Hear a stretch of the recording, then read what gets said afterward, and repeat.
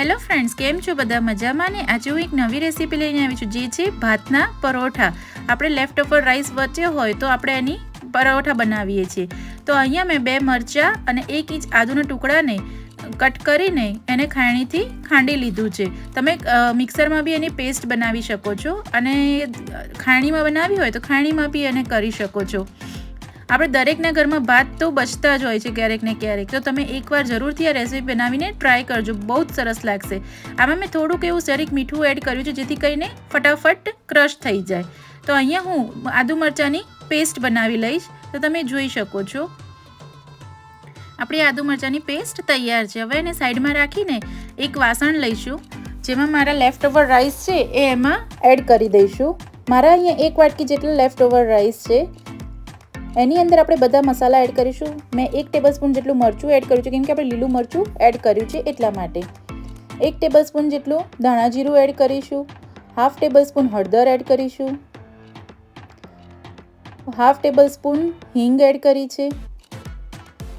1/2 tablespoon મીઠું અને જે આપણે આદુ મરચાંની પેસ્ટ કરી હતી એ એડ કરી દીધું છે. અને એમાં મેં 2 ટેબલસ્પૂન જેટલું ઓઇલ એડ કર્યું છે. હવે આ બધા મસાલાને અને એની ઉપર મેં લસણનો પાવડર એડ કર્યો છે. જો તમારી પાસે ગાર્લિક પાવડર ના હોય તો તમે આખું ગાર્લિક પણ આદુ મરચાંની સાથે ક્રશ કરી શકો છો. હવે આ બધા જ મસાલાને મિક્સ કરી લીધો છે અને એમાં મેં 1 વાટકી ઘઉંનો લોટ એડ કર્યો છે. તમે આની અંદર મિક્સ લોટ પણ એડ કરી શકો છો અને જુવારનો લોટ જે યુઝ કરતા હોય એ પણ આમાં તમે એડ કરી શકો છો.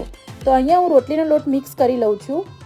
તો બધું બરાબર મિક્સ થઈ જાય પછી એમાં હું કસૂરી મેથી એડ કરું છું 1 ટેબલસ્પૂન જેટલી. જો તમારી પાસે લીલી મેથી હોય તો તમે એ પણ એડ કરી શકો છો. હવે આપણે બરાબર મિક્સ કરી લઈશું. પાણી એડ કરતા જઈને આપણે આની કણેક બાંધી લઈશું.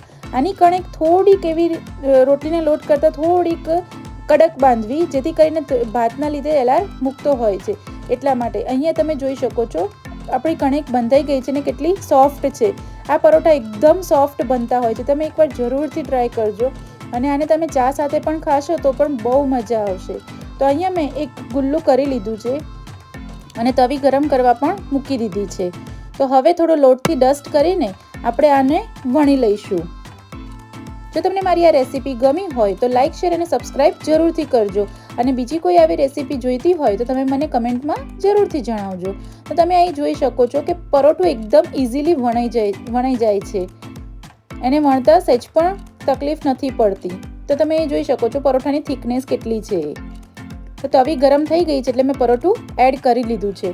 આ પરોઠાને તમે ચા સાથે, દહીં સાથે, અથાણા સાથે કે મરચાં સાથે કંઈ પણ સાથે ખાઓ તો પણ એટલા ટેસ્ટી લાગશે ને કે તમે બાળકો શું કે મોટા શું બધાને જેટલો ટેસ્ટ લાગશે. એક પરોઠું થાય ત્યાં સુધી હું બીજું તૈયાર કરી લઈશ. અને આ પરોઠાની સાઈડને ચડતા 1 થી 2 મિનિટ જેટલું લાગશે.